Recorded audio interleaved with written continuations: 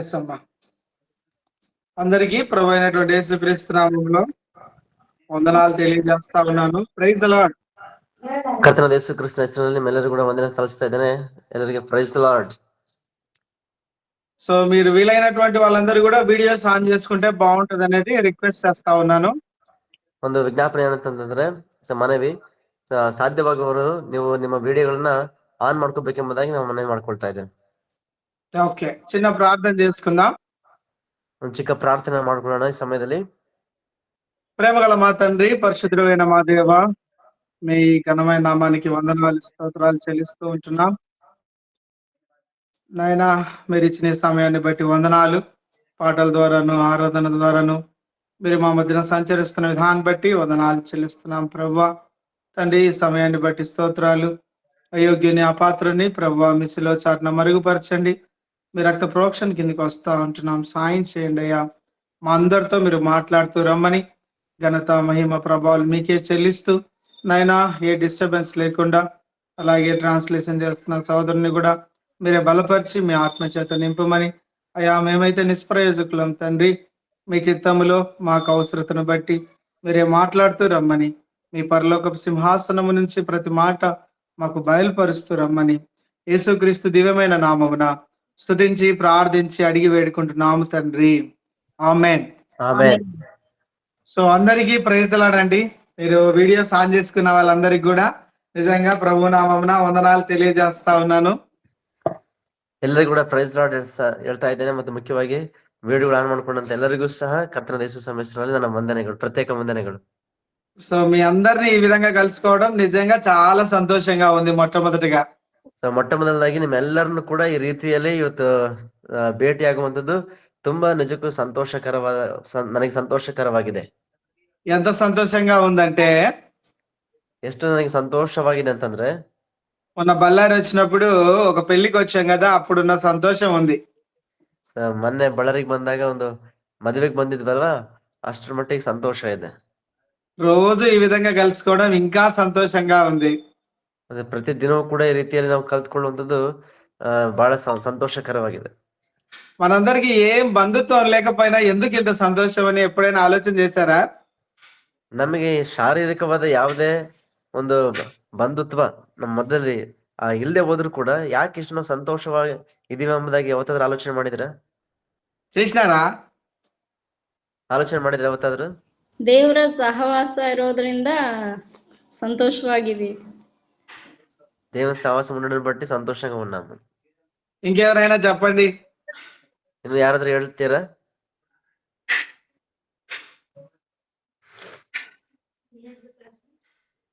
ఏంటి సంబంధం మనకుండేది? దేవుని ప్రేమ అనే సంబంధం మనలో ఉంది కాబట్టి ఆ ప్రేమ ఎప్పుడు చల్లారదు. దేవుని ప్రేమ ఉంది. ఏంటి దేవుని ప్రేమ కారణం ఏంటి? ದೇವರ ಪ್ರೀತಿಗೆ, ನಮ್ಮಲ್ಲಿರೋ ದೇವರ ಪ್ರೀತಿಗೆ ಕಾರಣ ಏನು? కారణ టఫ్ క్వశ్చన్ వేసానా?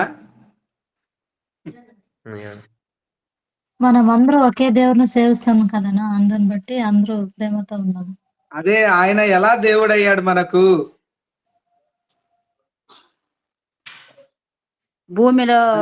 భూమిలో పుట్టి, ఇంకా పశుపాకులో పుట్టి, ఇంకా పర్లేదు చెప్పండి, తప్పేం లేదు. మనమంతా రోజు మాట్లాడుకునే వాళ్ళమే కదా. మన కోసం ప్రాణం పెట్టి. ఎక్సలెంట్ అక్క, థ్యాంక్ యూ సో మచ్. మన కోసం ప్రాణం పెట్టాడు కదా. ಯೇಸು ಸ್ವಾಮಿ ನಮಗೋಸ್ಕರ ತನ್ನ ಪ್ರಾಣವನ್ನೇ ಕೊಟ್ಟಿದ್ದಾನೆ, ಹೌದಲ್ವಾ? ఎస్.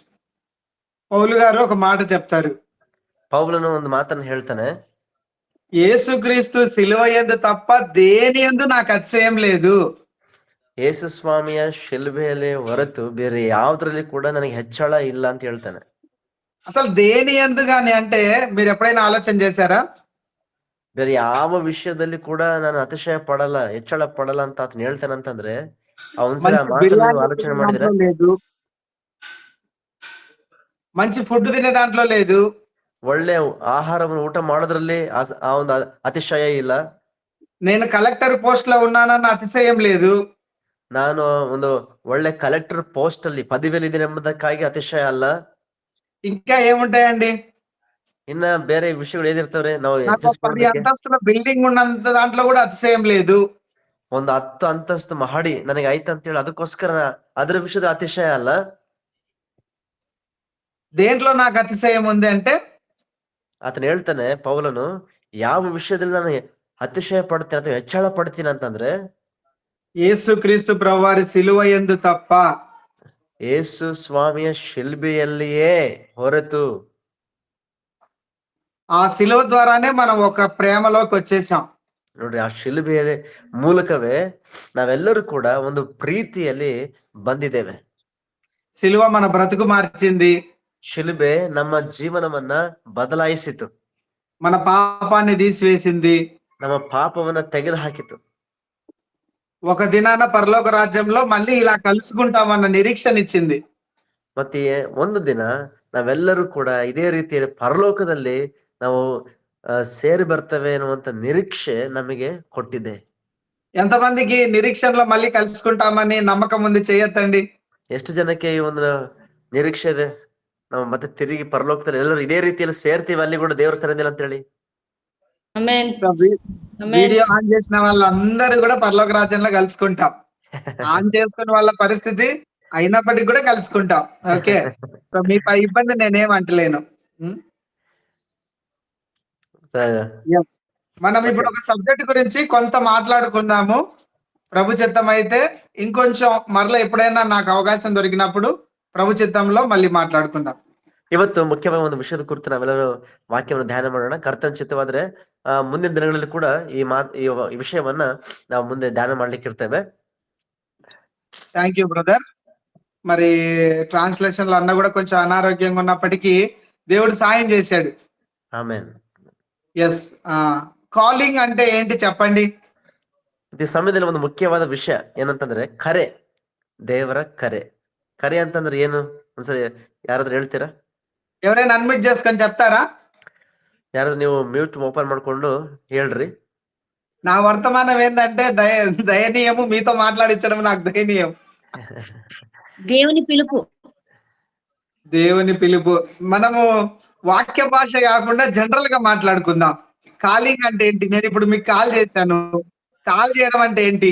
ನಾವು ಸಾಧಾರಣವಾಗಿ ನಾವು ಮಾತಾಡ್ಕೊಳ್ಳೋದಾದ್ರೆ ಒಂದು ಕರೆ. ಕರೆ ಅಂತಂದ್ರೆ ಏನಾಗಿರ್ತದೆ? కాలింగ్ అంటే మాట్లాడే కోసం ఫోన్ చేస్తాం. మాట్లాడడం కోసం. నేను ఇప్పుడు నా నోటితో పిలవలేనటువంటి వాళ్లకు నేను కాల్ చేస్తాను.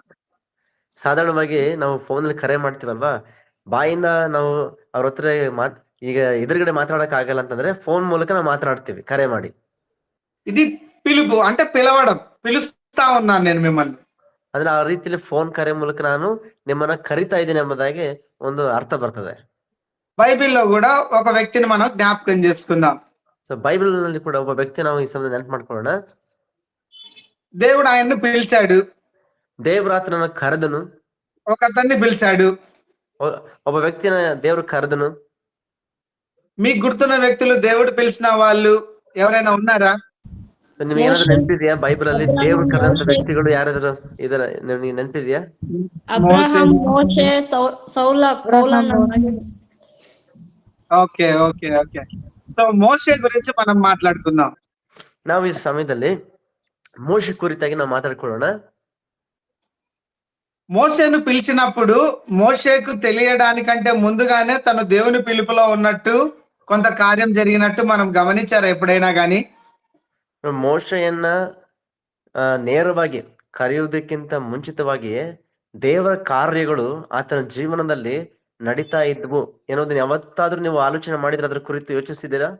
ఎలాంటి పరిస్థితులు జరిగాయి అంటే, ಎಂತ ಒಂದು ಪರಿಸ್ಥಿತಿಗಳು ಆತನ ಜೀವನದಲ್ಲಿ ನಡೆದು ಅಂತಂದ್ರೆ అన్న స్పీడప్ చేద్దాము.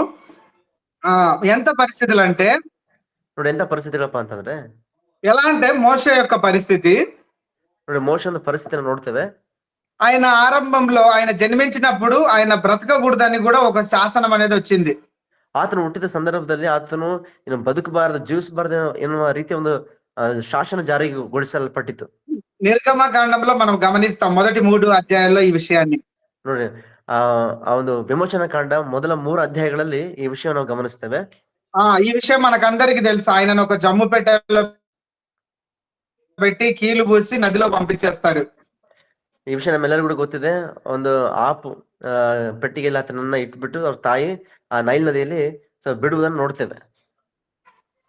సో తర్వాత ఆయన ఎలా జీవిస్తాడనేది మనకు అందరికీ తెలుసు. ಮುಂದೆ ಆತ ಯಾವ ರೀತಿಯಲ್ಲಿ ಬೆಳೆದು ಬಂದ ನಮ್ಮೆಲ್ಲರಿಗೂ ಕೂಡ ಗೊತ್ತಿರುವಂತ ವಿಷಯ. ఆయన ఒక సమయానికి తన ప్రజలను చూసుకోవాల్సి వచ్చినప్పుడు వారి కొరకు ఆయన నడిచి వచ్చేస్తాడు. ಒಂದ್ ಸಮಯ ಬಂತು, ತನ್ನ ಪ್ರಜೆಗಳನ್ನ ಆತನ ನೋಡ್ಬೇಕೆಂಬ ಆಸೆ ಬಂದಾಗ ಆತ ಅವ್ರಿಗೋಸ್ಕರ ಅಲ್ಲಿ ಬರುವುದನ್ನು ನೋಡ್ತೇವೆ. అప్పటికి ఆయనకు దేవుని పిలుపు లేదు, దేవుని యొక్క స్వరాన్ని వినలేదు ఆయన. ನೋಡ್ರಿ, ಆ ಸಮಯದವರೆಗೂ ಕೂಡ ಮೋಶೆ ಜೀವಿತದಲ್ಲಿ ನೇರವಾಗಿ ದೇವರ ಕರೆ ಅಥವಾ ದೇವರ ಸ್ವರ ಆತನಿಗೆ ಇನ್ನೂ ಕೇಳಿಸಿರ್ಲಿಲ್ಲ ಆತನಿಗೆ. వచ్చిన తర్వాత తను ఒక అతన్ని చంపేసిన తర్వాత ఆయన వేరే అరణ్యానికి పారిపోతాడు. ಅಲ್ಲಿ ತನ್ನ ಪ್ರಜೆಗಳಿಗೋಸ್ಕರ ಅಂತ ಆತನು ಬಂದು ಅಲ್ಲಿ ಇರ್ತಕ್ಕಂಥ ವಿಷಯವನ್ನ ನೋಡ್ಬಿಟ್ಟು ಐಗುಪ್ತನನ್ನ ಆತನು ಒಡೆದಾಕಿದ್ಮೇಲೆ ಅಲ್ಲಿಂದ ಅರಣ್ಯಕ್ಕೆ ಆತನು ಓಡೋಗ್ಬಿಡ್ತಾನೆ. అంటే ఈ విషయాన్ని బట్టి మనం ఏం గమనించాలి? ಈ ವಿಷಯವನ್ನು ಕುರಿತು ನಮಗೆ ಏನ್ ಅರ್ಥ ಆಗ್ತದೆ? మనం కూడా ನಾವು ಸಹ ಯೆಶಯಾ ಗ್ರಂಥము ಯೆಶಾಯನ ಗ್ರಂಥ 43వ అధ్యాయము 43ನೇ ಅಧ್ಯಾಯ 7వ వచనంలో ఒక మాట నేను చదువుతా ఉన్నాను. ನೋಡ್ರಿ, 7ನೇ ವಚನದಲ್ಲಿ ಒಂದು ಮಾತನ್ನು ಓದ್ತಾ ಇದ್ದೇನೆ. నా మహిమ నిమిత్తము నేను సృజించిన వారిని, నా నామము పెట్టబడిన వారందరిని తెప్పించుము, నేనే వారిని కలగజేసితిని, వారిని పుట్టించిన వాడను నేనే. ನನ್ನ ಮಹಿಮೆಗಾಗಿ ನಾನು ಸೃಷ್ಟಿಸಿ ರೂಪಿಸಿ ಉಂಟು ಮಾಡಿದ ನನ್ನ ಹೆಸರಿನವರೆಲ್ಲರನ್ನು ಬರಮಾಡಬೇಕೆಂದು ಅಪ್ಪಣೆ ಕೊಡುವೆನು. అంటే దేవుడు ఒక వ్యక్తిని ఈ లోకంలో జన్మింప చేయాలి అంటే, ಅಂತಂದ್ರೆ ದೇವರು ಒಬ್ಬ ವ್ಯಕ್ತಿಯನ್ನ ಈ ಲೋಕದಲ್ಲಿ ಆತನು ಹುಟ್ಟುವಂತೆ ಮಾಡ್ಬೇಕಂತಂದ್ರೆ ఆ వ్యక్తి కేవలం దేవుని మహిమ నిమిత్తమై ఈ లోకంలో జన్మించాడు. ಆ ವ್ಯಕ್ತಿ ದೇವರ ಉದ್ದೇಶ ಪೂರ್ವಕವಾಗಿ ದೇವರ ಮಹಿಮೆಗಾಗಿಯೇ ಈ ಲೋಕದಲ್ಲಿ ಹುಟ್ಟುವವನಾಗಿರ್ತಾನೆ. మనం ఎవ్వరిమీ ఊరికే ఈ లోకంలోనికి రాలేదు. ಈ ವಾಕ್ಯದ ಪ್ರಕಾರ ನಮ್ಗೆ ಅರ್ಥ ಆಗುತ್ತೆ, ನಾವ್ ಯಾರು ಕೂಡ ಈ ಲೋಕದಲ್ಲಿ ಹಾಗೆ ಸುಮ್ಮನೆ ಹುಟ್ಟಿ ಬರಲಿಲ್ಲ. మరలి కావాలంటే మీరు ఒకసారి యెషయా 43:7వ వచనంలో గమనించండి. నేనే వారిని కలగజేసితిని, నా మహిమ నిమిత్తము నేను సృజించిని. ನೋಡ್ರಿ, ಮತ್ತೊಂದ್ಸಾರಿ ನೀವು ವಚನ ಗಮನಿಸ್ರಿ. ಅಲ್ಲಿ ವಾಕ್ಯ ಹೇಗೆ ಬರಲ್ಪಟ್ಟು ದೇವ್ರು ಹೇಳ್ತಾ ಇದ್ದಾನೆ, ನನ್ನ ಮಹಿಮೆಗಾಗಿ ನಾನು ಸೃಷ್ಟಿಸಿ ರೂಪಿಸಿ ಉಂಟು ಮಾಡಿದ ನನ್ನ ಹೆಸರಿನವರೆಂಬುದಾಗಿ ದೇವ್ರು ಕರೀತಾ ಇದ್ದಾನೆ. వీఆర్ మోస్ట్ ప్రీసియస్ అంటే చాలా వాల్యూ ఉంది మన లైఫ్ కి. ನೋಡ್ರಿ, ನಮ್ಮ ಜೀವನಕ್ಕೆ ಎಷ್ಟು ಬೆಲೆ ಇದೆ ಅಂತಂದ್ರೆ ದೇವ್ರ ದೃಷ್ಟಿಯಲ್ಲಿ ನಾವ್ ಎಷ್ಟು ಅಮೂಲ್ಯರಾಗಿದ್ದೇವೆ. తలనొప్పి ఉందనో, జ్వరం ఉందనో, ఇబ్బంది ఉందనో, అనారోగ్యం ఉందనో, లేదంటే ఆర్థిక ఇబ్బంది ఉందనో, ఇంకో సమస్య ఉందనో మనం దిగులు పడాల్సిన అవసరం లేదు. ನಮ್ಮ ಜೀವನದಲ್ಲಿ ಬಂದಿರುವಂತ ಸಮಸ್ಯೆಗಳು, ಕಷ್ಟಗಳು, ರೋಗ ಬಾಧೆಗಳು ಯಾವ ವಿಷಯದಲ್ಲಿ ಕೂಡ ನಾವು ದಿಗಿಲು ಪಟ್ಟು ಚಿಂತೆ ಮಾಡುವ ಅವಶ್ಯಕತೆ ಇಲ್ಲ. ఎందుకంటే మనల్ని జన్మించిన దేవుడికి మన పరిస్థితి ఆయన ఎరిగిన వాడే. ಯಾಕಂದ್ರೆ ನಮ್ಮನ್ನ ಈ ಲೋಕದಲ್ಲಿ ಉಂಟು ಮಾಡಿ ಮತ್ತೆ ಈ ಲೋಕಕ್ಕೆ ಬರಮಾಡಿದಂತ ದೇವರಿಗೆ ನಮ್ಮೆಲ್ಲ ಪರಿಸ್ಥಿತಿ ಗೊತ್ತಿದೆ. ఎందుకంటే ఆయన మనల్ని సృజించాడు కాబట్టి మన గురించి మొత్తం తెలుసు ఆయనకు. ಯಾಕಪ್ಪ ಅಂತಂದ್ರೆ ನಮ್ಮನ್ನು ಉಂಟು ಮಾಡಿದವನ ಆತನ, ಆದ್ದರಿಂದ ನಮ್ಮೆಲ್ಲಾ ವಿಷಯಗಳು ಆತನಿಗೆ ಚೆನ್ನಾಗಿ ಗೊತ್ತಿದೆ. మరి అలాంటప్పుడు మనం కూడా మోషే విధానంలో ఆలోచించాల్సిన వాళ్ళమై ఉన్నాం. ಹಾಗಿರುವಾಗ ನಾವು ಕೂಡ ಮೋಶೆಯ ರೀತಿಯಲ್ಲಿ ನಾವು ಕೂಡ ಆಲೋಚನೆ ಮಾಡ್ಬೇಕಾದಂತ ಪರಿಸ್ಥಿತಿಯಲ್ಲಿ ಇದ್ದೇವೆ. మోషేను దేవుడు పిలిచినప్పుడు, ನೋಡ್ರಿ, ಮೋಶೆಯನ್ನ ದೇವ್ರು ಕರೆದಾಗ ఆ మాటలు మనం నిర్గమకాండంలో గమనిస్తాము. ಆ ಮಾತುಗಳನ್ನ ನಾವು ವಿಮೋಚನಾ ಕಾಂಡದಲ್ಲಿ ನಾವು ಗಮನಿಸ್ತೇವೆ. నిర్గమకాండము 3వ అధ్యాయము, ನೋಡ್ರಿ, ವಿಮೋಚನಾ ಕಾಂಡ 3ನೇ ಅಧ್ಯಾಯ 4వ వచనంలో 4ನೇ ವಚನದಲ್ಲಿ దేవుడు ఆ పొద నడుమ నుండి మోషే మోషే అని అతన్ని పిలిచెను. ದೇವರು ಆ ಪೊದೆಯ ಮಧ್ಯದೊಳಗಿಂದ ಆ ಮೋಶೆ ಹೆಸರಿಡ ದೇವರು ಮೋಶೆ ಮೋಶೆ ಎಂಬುದಾಗಿ ಕರೆದನೆಂಬುದಾಗಿ ನೋಡ್ತೇವೆ. అందుకతడు చిత్తము ప్రభువా నేను. ಅದಕ್ಕೆ ಮೋಶೆ ಇಗೋ ಇದ್ದೇನೆ ಕರ್ತನೆ ಎಂಬುದಾಗಿ ಹೇಳ್ತಾ ಇದ್ದಾನೆ. అంటే ఈ సందర్భానికంటే ముందుగానే మోషే తన ప్రజల పట్ల భారాన్ని కలిగి ఉన్నాడు. ಅಂತಂದ್ರೆ ದೇವ್ರ ಆತನ ಕರೆದಂತ ಈ ಸಂದರ್ಭಕ್ಕಿಂತ ಮುಂಚಿತವಾಗಿಂದಲೂ ಕೂಡ ಮೋಶೆ ತನ್ನ ಜನರ ಬಗ್ಗೆ ಆತನು ಭಾರವುಳ್ಳವನಾಗಿದ್ದಾನೆ.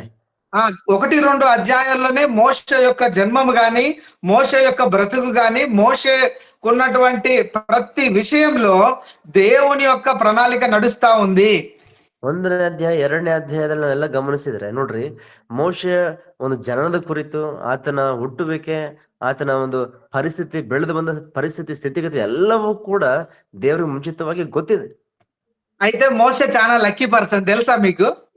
ಮೋಶೆ ಒಂದು ಅದ್ಭುತವಾದ ವ್ಯಕ್ತಿ ಆಗಿದ್ದಾನೆ. ನಿಮಗೆ ಗೊತ್ತಿದೆ ಈ ఎట్లా ವಿಷಯ? చెప్పనా? ಹೇಗಪ್ಪಾ ಅಂತಂದ್ರೆ, మోషేకు ఆ ఏదో కష్టపడకుండా దేవుడు మన్నాను కురిపించేశాడు పుష్కలంగా. ಮೋಶೆ ಜನರಿಗೆ ಆತನ ಆಹಾರ ಬಡಿಸೋದಲ್ಲ, ದೇವರ ಪರಲೋಕದಿಂದ ಆಹಾರವನ್ನ ಆತನು ಕೊಟ್ಟುಬಿಟ್ಟು ಸುಲಭವಾಗಿ.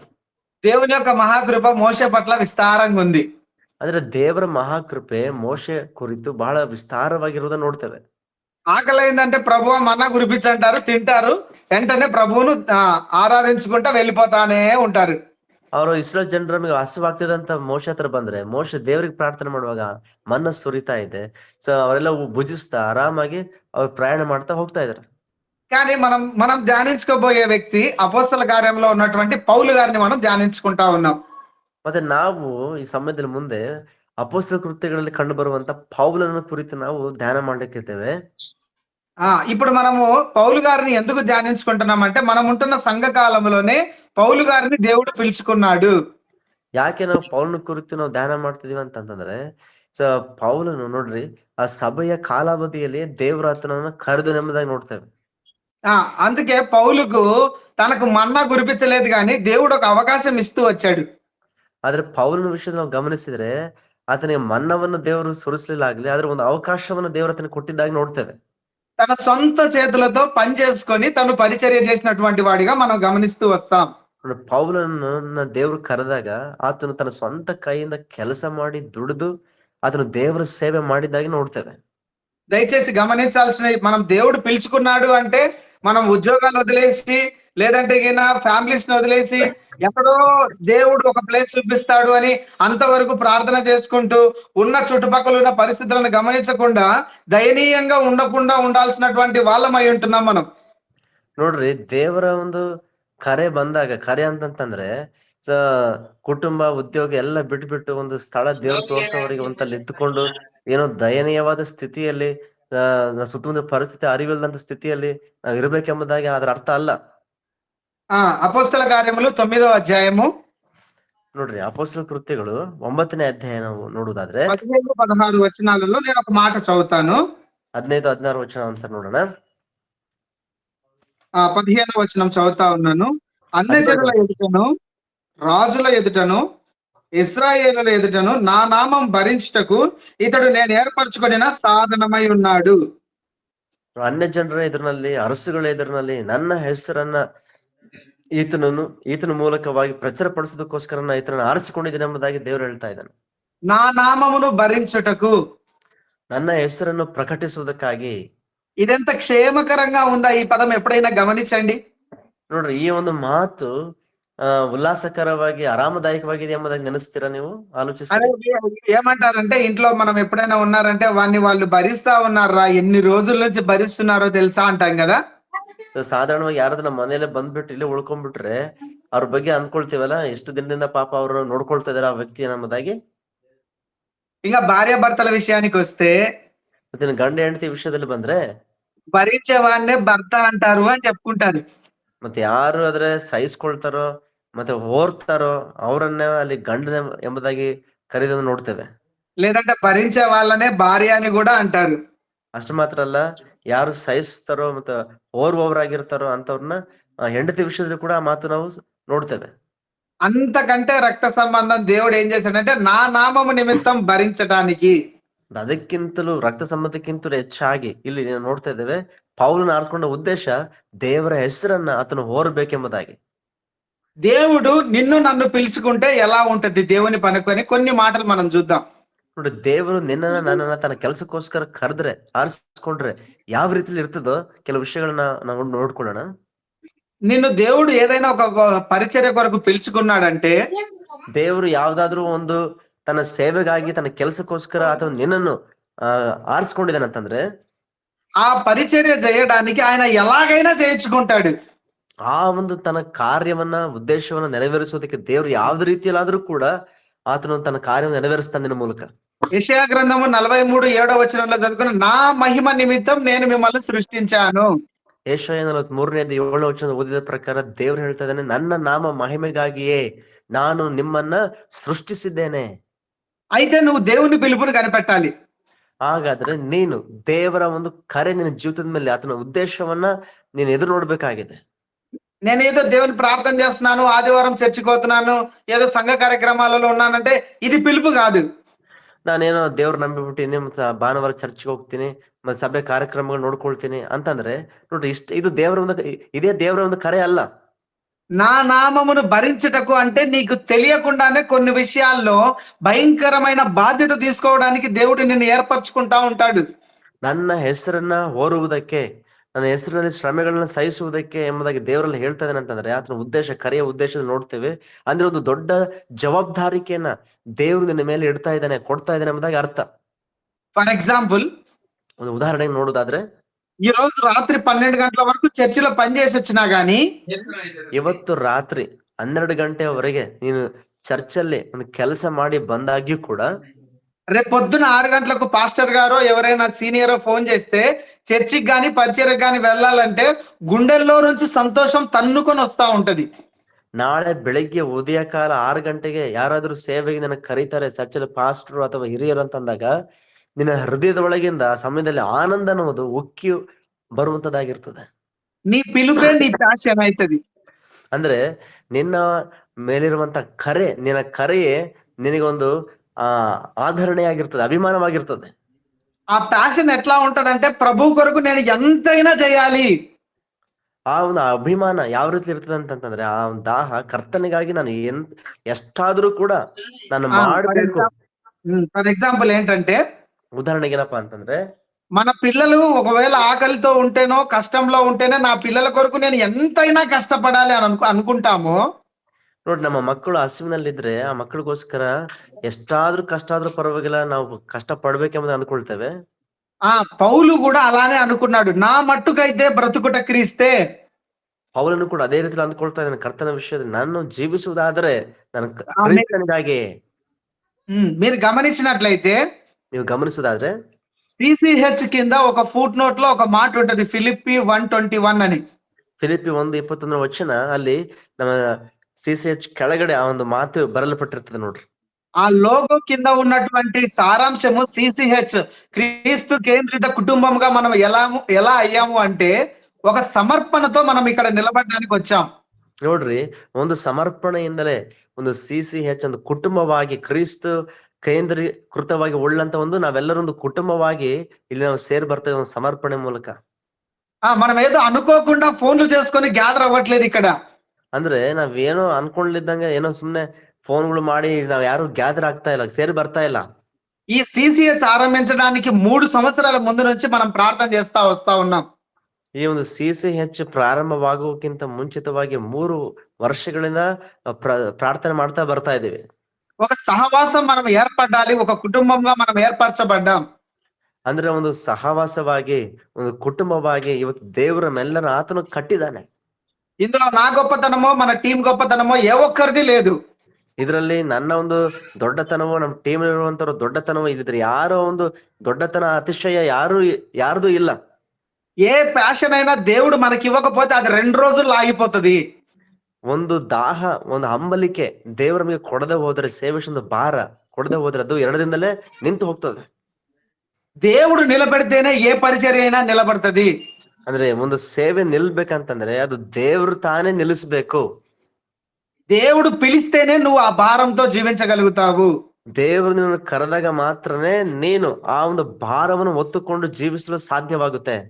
పౌలు ఆ కమిట్మెంట్ లో ఆయన పిలుపును లోబడుతూ వచ్చాడు. ನೋಡ್ರಿ, ಪೌಲನು ತನ್ನ ಕರೆಯಲ್ಲಿನ ಒಂದು ಸಮರ್ಪಣೆಗೆ ತನ್ನ ಒಳಗಾಗಿ ಜೀವಿಸ್ತಾ ಬಂದ. అదే యొక్క భారాన్ని సంఘంలో తరువాత తరంలో మనం కూడా కొనసాగించవలసినటువంటి వాళ్ళమై ఉంటున్నాం. ಮತ್ತೆ ಅದೇ ಒಂದು ಭಾರವನ್ನ ಇವತ್ತು ನಾವು ಈ ಒಂದು ಸಭೆಯ ಕಾಲದಲ್ಲಿ ನಾವು ಕೂಡ ಮುಂದುವರಿಸಿಕೊಂಡು ಹೋಗುವವರಾಗಿರ್ಬೇಕಾಗಿದೆ. సిసిహెచ్ లో జాయిన్ అయ్యే వాళ్ళు ఏదో సాధారణ విశ్వాసులని నేను చెప్పను. ಈ CCH ಅಲ್ಲಿ ನಾವು ಜಾಯ್ನ್ ಆಗುವಂತವ್ರು ಏನೋ ಸಾಧಾರಣ ವಿಶ್ವಾಸಗಳು ಎಂಬುದನ್ನು ನಾನು ಹೇಳೋದಿಲ್ಲ. ప్రతి ఒక్కరు కూడా మండుచున్నటువంటి ప్రార్థనా యోధులు. ಪ್ರತಿಯೊಬ್ಬರು ಕೂಡ ಕರ್ತನಿಗಾಗಿ ಉರಿಯುವಂತ ಪ್ರಾರ್ಥನೆ ಉಳ್ಳ ಜೀವಿತ ಉಳ್ಳವರಾಗಿದ್ದಾರೆ. ఆ యొక్క దహన బలిపీఠం మీద నిత్యము అగ్ని ఏ విధంగా మండుతా ఉంటదో, ఈ సిసిహెచ్ లో ఉన్న సభ్యులందరి హృదయాల్లో ప్రభువు గురించి అంత మంట మండుతా ఉంటది. ನೋಡ್ರಿ ದೇವ್ರ ವಾಕ್ಯ ನೋಡ್ತೀವಿ ಹಳೆ ಒಡಂಬಡಿಕೆಯಲ್ಲಿ ದಹನ ಬಲಿ ಆ ಒಂದು ಬಲಿಪೀಠದ ಮೇಲೆ ಆ ಒಂದು ಬೆಂಕಿ ಯಾವಾಗ್ಲೂ ಉರಿದು ಹಾಗೆ ಇದು ಸಿಹಿಶೇಷ ಇರತಕ್ಕಂಥ ದೇವಜನ ಹೃದಯಗಳು ಕರ್ತನಿಗಾಗಿ ಯಾವಾಗ್ಲೂ ಪ್ರಾರ್ಥನೆಗಾಗಿ ಅದು ಉರಿಯುವಂತ ಹೃದಯಗಳಾಗಿವೆ. నేనేదో మాటలు చెప్పట్లేదు. ನಾನೇನೋ ಹೇಳ್ಬೇಕಂತ ಸುಮ್ಮನೆ ಮಾತಾಡ್ತಾ ಇಲ್ಲ. ఏ ఒక్కరిని కదిలించినా కానీ విస్తారమైన పరిచర్యలో ఉన్నటువంటి వాళ్ళే దేవుడు మనల్ని ఐక్యపరచబడుతూ వచ్చాము. ನಮ್ಮಲ್ಲಿ ಯಾರನ್ನಾದ್ರೂ ಕೂಡ ಮಾತಾಡಿಸಿದ್ರು ಕೂಡ ಒಳ್ಳೆ ಸೇವೆ ಭಾರವುಳ್ಳವರಾಗಿ ಮತ್ತೆ ಸೇವೆಯಲ್ಲಿ ಉಪಯೋಗಿಸಲ್ಪಡುವವರಾಗಿರೋರನ್ನ ದೇವರು ಐಕ್ಯವಾಗಿ ಆತನು ಸೇರಿಸಿ ಬಂದಿದ್ದಾನೆ. ఈ సిసిహెచ్ కు దేవుడిచ్చిన వాగ్దానము మనందరి జీవితంలో నెరవేర్చబడతా ఉంది. ಅಂದ್ರೆ ದೇವ್ರು ಈ CCH ಗೆ ಕೊಟ್ಟಂತ ಒಂದು ವಾಗ್ದಾನವನ್ನ ಆತ ನೆರವೇರಿಸ್ತಾ ಬರ್ತಾ ಇದ್ದಾನೆ. ఆ మట్టుకైతే బ్రతుకుట క్రీస్తే. ಅಲ್ಲಿ ನೋಡ್ತೇವಲ್ಲ, ಜೀವಿಸುವುದಾದರೆ ಕ್ರಿಸ್ತನಿಗಾಗಿ ಅನ್ನುವಂತ ಮಾತು. 24 అవర్స్ మనము ప్రభు యొక్క పని కొరకే భారం కలిగి జీవించాల్సినటువంటి వాళ్ళమై ఉన్నాం. ಅಂದ್ರೆ 24 ತಾಸುಗಳು ನಾವು ನೋಡುವಾಗ ಕರ್ತನಿಗೋಸ್ಕರವೇ ಜೀವಿಸಬೇಕೆನ್ನುವಂತ ಭಾರದೊಂದಿಗೆ ನಾವು ಜೀವಿಸುವವರಾಗಿರ್ತೇವೆ. ఎందుకంటే పౌలు గారి గురించి మనం జ్ఞాపకం చేసుకున్నప్పుడు, ಯಾಕಂತಂದ್ರೆ ಪೌಲನ ಬಗ್ಗೆ ನಾವು ಒಂದ್ಸಲ ಆಲೋಚನೆ ಮಾಡಿದ್ರೆ, ఆయన మోషే లక్కీ పర్సన్ అని ఎందుకు చెప్పానంటే ఆయనకు ఫుడ్ బాగా దొరికింది. ಮೋಶೆ ವಿಷಯದಲ್ಲಿ ಅದನ್ನ ನೋಡ್ರಿ, ಆಹಾರ ಸುಲಭವಾಗಿ ಸಿಗ್ತಾ ಇತ್ತು.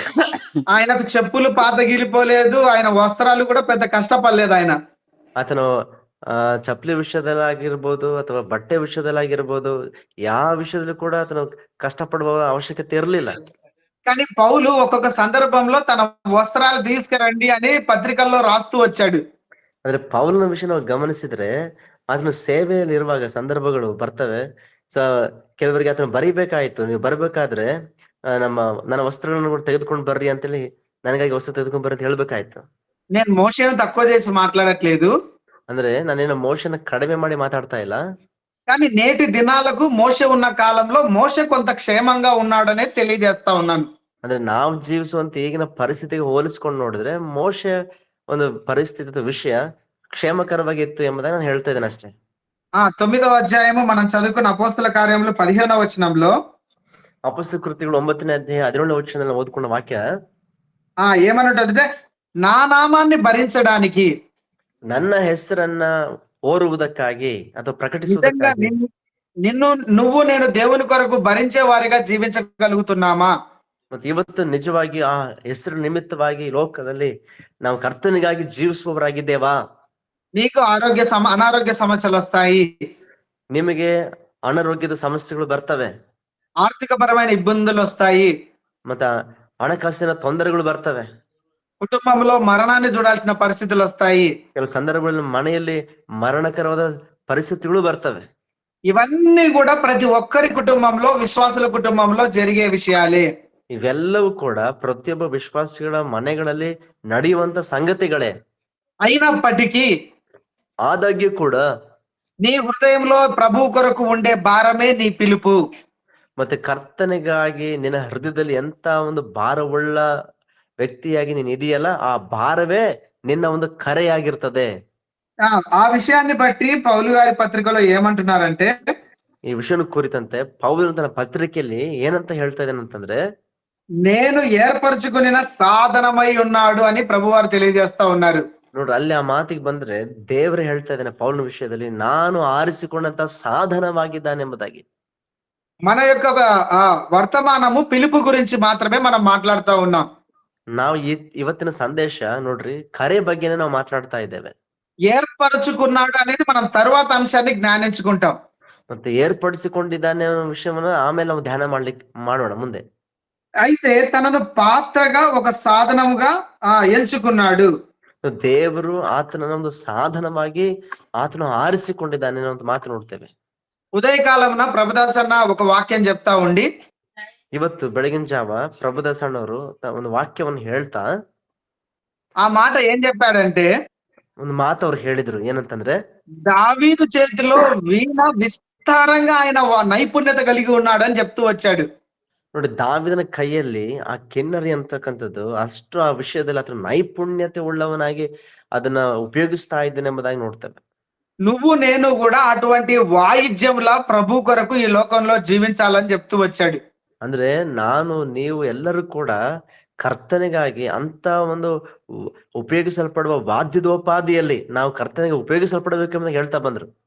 ఒక డాక్టర్ కు స్టెథోస్కోప్ ఎంత ఇంపార్టెంటో ಒಬ್ಬ ವೈದ್ಯರಿಗೆ ಕೊರಳಲ್ಲಿ ಸ್ಟೆಥೋಸ್ಕೋಪ್ ಎಷ್ಟು ಪ್ರಾಮುಖ್ಯವಾಗಿರ್ತದೋ అది లేకపోతే ఆయన ఏ వైద్యము చేయలేడు.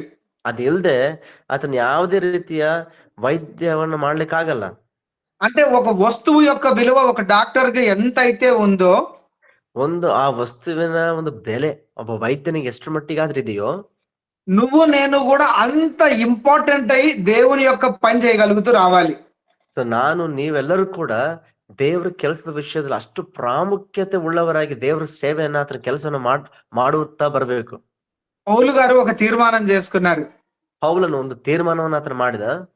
నా మట్టుకైతే బ్రతుకుట క్రీస్తే. ನನ್ನ ವಿಷಯಕ್ಕೆ ಬಂದ್ರೆ ನಾನು ಜೀವಿಸುವುದೇ ಕ್ರಿಸ್ತನಿಗಾಗಿ. అంటే నేను ఈ లోకంలో నా శరీరాన్ని గురించి సంతోషం గాని ಅಂದ್ರೆ ಈ ಲೋಕದಲ್ಲಿ ನನ್ನ ಶರೀರಕ್ಕೆ ಬೇಕಾಗಿರುವ ಸಂತೋಷದ ವಿಷಯದಲ್ಲೇ ನಾನು ಆಲೋಚಿಸುವುದಿಲ್ಲ. మంచి వస్త్రాలు లేవని గాని ಅಥವಾ ಶರೀರಕ್ಕೆ ಬೇಕಾದ ವಸ್ತ್ರಗಳು ಇಲ್ಲಲ್ಲ, ಒಳ್ಳೆ ವಸ್ತ್ರ ಇಲ್ಲ ಅಂತ ಅದ್ರ ಬಗ್ಗೆ ಯೋಚನೆ ಇಲ್ಲ. మంచి ఇల్లు లేవని గాని ಮತ್ತೆ ಒಳ್ಳೆ ಮನೆ ಇಲ್ಲ ಅಂತೇಳಿ ಆಗ್ಲಿ ఆయన ఎప్పుడు బాధపడలే. ನೋಡ್ರಿ, ಅಂತ ವಿಷಯಗಳ ಕುರಿತು ಯಾವತ್ತೂ ಆತನು ಬಾಧೆ ಪಡ್ಲಿಲ್ಲ. ఎందుకంటే ఆయన సిలువ వేసుకున్నాడు. ಯಾಕಪ್ಪ ಅಂತಂದ್ರೆ ಆತನು ತನ್ನನ್ನು ತಾನು ಆ ವಿಷಯಗಳ ಕುರಿತು